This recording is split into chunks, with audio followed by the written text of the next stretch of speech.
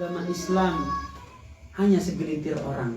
Kembali asing agama Islam yang murni dan benar dari Rasulullah SAW dan para sahabat. Lalu kata Nabi, fatuba lil ghuraba, maka bahagialah orang-orang yang asing. Kita bahagia. Nabi katakan, bahagialah Anda jika Anda merasa asing dengan agama Anda, jika Anda merasa bahwa agama yang benar dari Nabi dan para sahabat sesuai dalil-dalil yang kita katakan tadi, bahwa banyak sekali perintah untuk mentaati Rasul dan mengikuti para sahabat. Kalau kita asing dengan mengikuti Rasul dan para sahabat, maka bahagialah kata Nabi. Kalau kita asing dengan akidah yang kita miliki, keyakinan kita untuk tidak melakukan kesyirikan kepada Allah, memberikan ibadah hanya kepada Allah, kita asing, maka bahagialah kata Nabi. Kalau kita terasa asing dengan sunnah-sunnah yang diajarkan oleh Nabi dan para sahabat yang mereka lakukan, maka bahagialah. Tapi dengan catatan, jika benar akidah tersebut, sunnah tersebut benar dari Nabi SAW dan dari para sahabat, bukan hanya sekedar pengakuan. Harus benar. Inilah salah satu yang membuktikan kita beragama, harus sesuai dalil, bukan sesuai apa kata orang, bukan sesuai apa kata hawa nafsu, bukan apa yang paling sesuai dengan perasaan. Ini buktinya. Tadi dalil-dalil mentaati Rasul sudah, pujian-pujian Allah dan Rasulnya terhadap para sahabat sudah, bahkan mereka dicap dengan mendapatkan surga Allah Ta'ala. Makanya kita harus ikut mereka.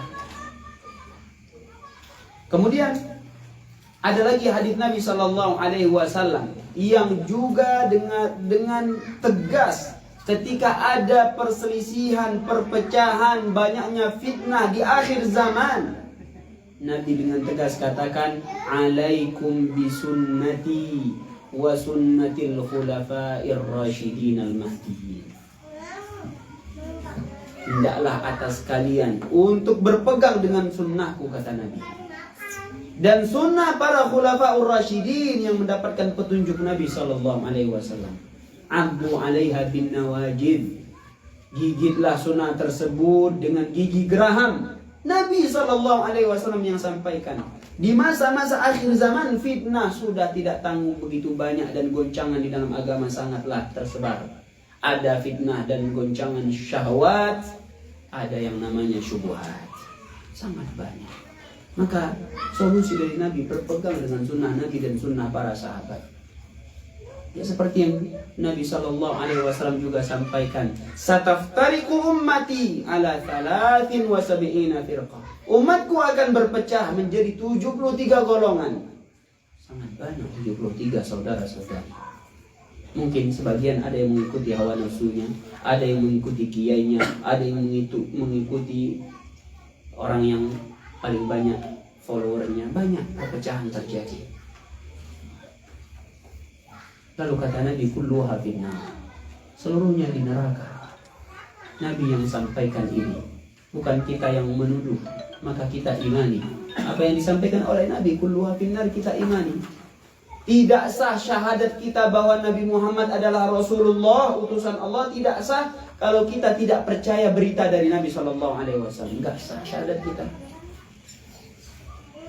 Nabi SAW sampaikan, akan terpecah umatku jadi 73 golongan, seluruhnya di neraka kecuali yang satu. Para sahabat bertanya, siapa mereka ya Rasulullah?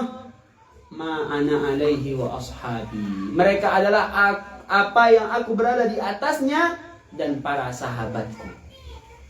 Lagi-lagi para sahabat diperintahkan bagi kita untuk mengikuti mereka. Aku dan para sahabatku yang selamat, kata Nabi. Maksudnya apa? Selama kita hidup di akhir zaman, meskipun dengan berbagai goncangan, syahwat dan syubhat, perkara-perkara yang samar-samar, kalau kita berpegang dengan sunnah Nabi dan para sahabat yang melakukan, maka kita akan ikut selamat. Bukan berarti hanya Nabi dan para sahabat saja yang masuk surga. Kita yang mengikuti mereka juga bisa masuk surga bersama mereka. Maka hendaklah kita bersama Rasulullah SAW dan para sahabat di atas agama ini, bukan di atas siapa yang paling berkuasa, siapa yang paling banyak pengikutnya dan siapa yang paling sesuai dengan adat istiadat kita. Enggak.